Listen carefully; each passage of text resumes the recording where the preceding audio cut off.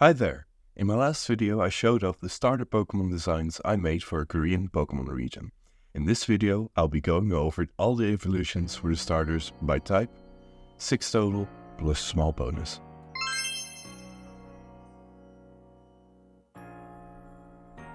So, in my last video I introduced you to my new starters for the Yeonjo region, Springuli, Torrigre and Tubbear. Today I'll be introducing you to all of their evolved forms.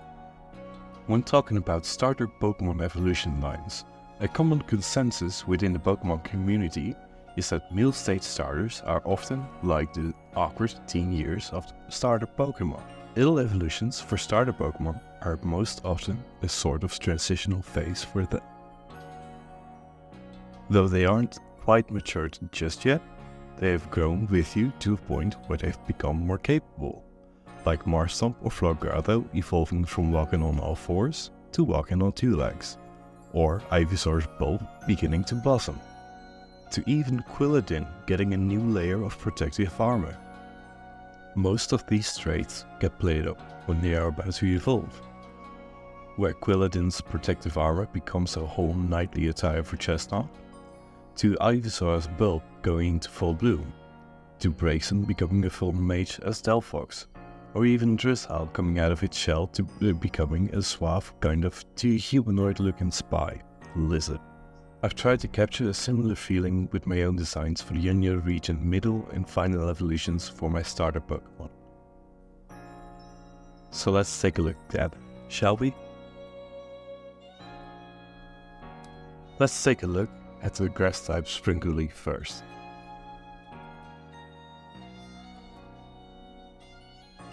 So upon reaching level 16, Springuli evolves into Kegonin. And let's start right there first. Kegonin, its name is derived from the Korean word for frog, Kegoli, but also from the word Ronin.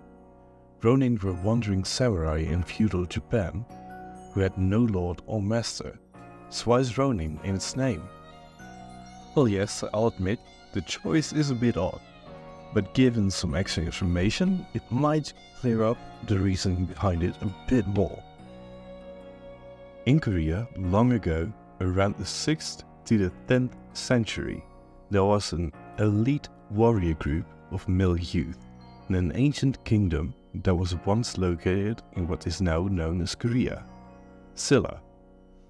This group of elite warriors were young men, though it is not exactly known how old they really were at the time. Prevailing knowledge suggests that they were ages around 16 until their early 20s, which makes a lot of sense, with the evolution level of 16 for Springuli. This group was known as Harang, or also known in English as flowering youths. There were educational institutions, as well as social clubs, where members gathered for all aspects of study, originally for arts and culture, as well as religious teaching, stemming from mainly Korean Buddhism. Kegonin takes part of its inspiration from here, as well as anime sword fighter or samurai tropes. It hides most of its body underneath its hat and cloak so it can swiftly strike when you least expect it, like a skilled warrior, like Harang, or a samurai. Kegonin, the leaping Pokemon, it spends its day near ponds, unmoving but patiently waiting. Once it draws in prey with the nectar bulbs on its tongue, it takes it out with one swift blow. Its legs are adept at making huge leaps. The cloak around its body allows it to glide on air as it comes down. And from there, why don't we hop on directly over to its evolution in Springuli's final form. Meet Mudangura, the shaman Pokemon. As we just went over with Kegonin, the Harang were an inspiration source used in this evolution line, something which it does not limit itself to with Kegonin. The word Harang and its colloquial derivatives have also been used for everything from a playboy to a shaman or a husband of a female shaman. Which is where the Buddhism that was practiced by Warang also pops its head up again in this final stage. Mudangura takes inspiration from Buddhism and shamanism. The lily pads that were once a cloak for it to play with, as Springuli, have grown now into a layer onto its body that represents its ceremonial dress. It now also wears a gap, a Korean style of headwear, on top of its head, which is a flowering lotus. Its dress can also be seen as a sort of poncho of sorts, circling back to the green frog story I mentioned while discussing Springuli's inspiration. If you haven't seen that one, please consider checking it out. Tying it together as a protection for the rain. Plus, what are shamans often associated with too? Performing rituals to call down the rain. Its name stems from Mudang, a term often used for shamans, plus the word Anura, an order for frogs. Mudangura, the shaman Pokémon. Mudangura uses its psychic powers to look into worlds beyond our own. It is thought to be able to look into the spirit world, to channel those who've passed on. It can sense when rain will start falling. Mudangura can perform rites to advance the rain to begin to fall. Now with Springuli's evolutions done, let's take a look at Torrigre's. Meet Tigasul, the Smoke Beats Pokémon. Referencing back to the last video I did on my starters, tigers were often depicted as main characters in stories, but at times they were more foolish as characters, if anything else. And, learning that made the obvious choice for me clear to give Torrigre's first evolution an inflated sense of self-importance, which is why its head is so bloated. It's absolutely full of itself. Also note that the smoke beads that were on its tail are now gone. Instead, they are now on its arms, wrists, honestly I don't even know what you call the area it's got them on. But it's meant to reflect how we humans would hold them and wear beads. Prayer beads would be used as a tool to aid in meditation in Buddhism. At times, it's also used as a symbol or a spiritual tool to carry a reminder and a blessing for those that seek a spiritual path. But more on that later. Even its whiskers have become more incense-like, depicting another instrument often used for meditation by people around the globe. But now why does it become more white in this evolved form? Well, for that we could linger longer on Tigasul, or we could put a pin in it and take it up with the evolution, where it will make more sense. Tigasul, the Smoke Beats Pokémon. As it evolved, its fur has grown more white all over its body. The older Tigasul gets, the more white fur it will get. The beads on its arms are considered to be important tools for rituals. It is often considered wise to keep a Tigasul close when a ritual is being performed. Now, how about we revisit that pin from just now? Tigasul evolves into Bengatong, the spirit guide Pokémon and the final evolution of Torrigre. So, with the tiger being a national symbol in South Korea, there are plenty of stories to go around surrounding tigers. But one of the key things I found that inspired the visuals for it was the belief that when a tiger has been through many obstacles in its life, and eventually comes to learn the true meaning of life, its fur would turn white and the tiger would become a sacred spirit. With now having become a sacred spirit, Bengatong is almost completely white all over its body. It now has almost painted-like stripes on its body, which can erupt into flames.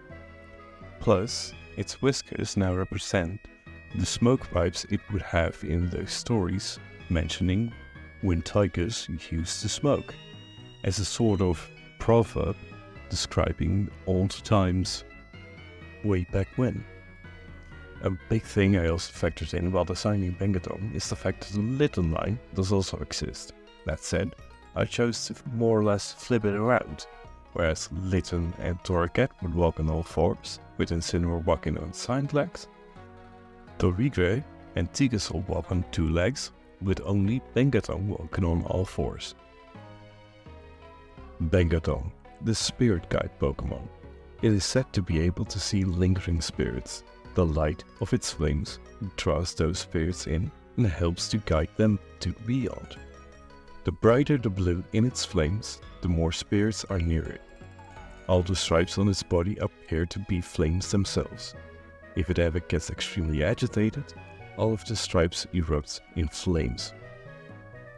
Now, with 4 out of the way and only 2 remaining, both evolutions for Tubbear.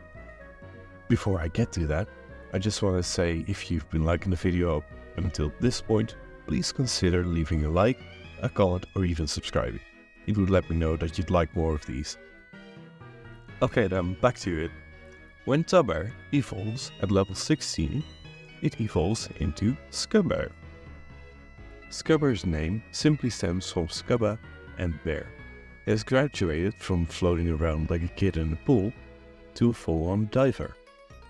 So I'm gonna have to be honest here, there's not too much thought that went into Scubbear, which in my opinion is okay. Not every Pokemon needs to be a super elaborate design. Heck, if you look up a Pokemon like Gigalith for example, which I personally really like, you'll find it has just a singular line of description for its origin on Bulbapedia. Or if we are to compare apples to apples, here's Crocodiles, which also doesn't have too much inspiration behind it. It's just a crocodile with a caveman print. A similar story applies to Scubba here. It's a young bear wearing a Scubba suit. It even has its own oxygen tanks on its back, plus a little inflatable on its tail which it can use to quickly surface again. The type of bear it's inspired by is the Asian black bear, also known as the moon bear. The moon being a sort of sub-theme here with the Pokemon itself, which makes the water type make more sense, doesn't it? You know, with the moon's gravitational pull creating our tides. Saying this all out loud does make it feel like it makes more sense now, doesn't it? Scubbear, the diving Pokemon. It can hover in the water for hours on end. It does so by inflating the ring on its tail to keep it afloat. When this Pokemon goes to gather food, it can dive into the deepest trenches to hunt for fish Pokemon. When it wants to resurface, it inflates the ring on its tail. Now for our final Pokemon of the day, meet Jamsubear, the final evolution of Tubbear and the evolved form of Scubbear. Its name stems from Jamsubu, the Korean word for diver. Sub, as in submerge or submarine, and the word bear, because of course it's still a bear. It's just a massive one now. Even by circling back to the moon sub-theme we discussed before, it's played up more here, as well as the diver theme, effectively becoming a submarine itself. Now though, why is it a diver? For that, let's take a peek into the creation myth of Korea real quick. Now I won't go over the entirety of the story, but what we need to take away from it comes down to this. In the story, both a bear and a tiger desire to become human beings. They are then tasked to survive in a cave without sunlight, only eating mugwort and 20 cloves of garlic. The bear succeeds in its task, while the tiger fails and runs away. The bear is then rewarded by becoming a beautiful woman, Eungyo, the bear woman, and becomes wife to Wongnyeon, the heavenly prince that gave them the task in the first place. Now what I took away from this was the fact that the bear transforms into a beautiful woman in the story, which, and now hear me out, I linked to mermaids. Yeah, this bear is secretly a mermaid. How about that? Meet the real-life Korean mermaids, the Hanyo. These women are divers in the South Korean province of Jeju, whose livelihoods rest upon harvesting sea life, like mollusk or seaweed or other creatures from the deeps. This is where the inspiration for Jamsubear surfaces. The Hanyo are often a matriarchal figure in their families. Jamsubear, despite being a starter, is more likely male than female, with that being the standard for it, is still based on these matriarchal female divers, which I thought to be super cool. Plus, circling back to Scubbear, a large part of the inspiration for the design of Jamsubear is that its body is meant to resemble the moon in a way. Plus, it even has a crescent moon on its chest, and if you look at it in the right way, it actually even wears a diving mask. Besides, its large stature completes a trifecta with the other starters, being mind, body and soul.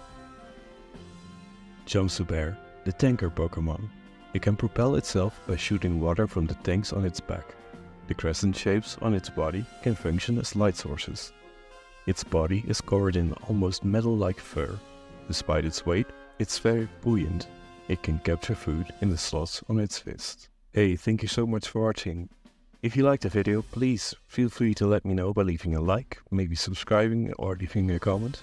And let me know what you want to see next. And you know what? Maybe if you like this video, perhaps you like this one. Oh, and before I forget, here's the extra thing I mentioned at the start of the video.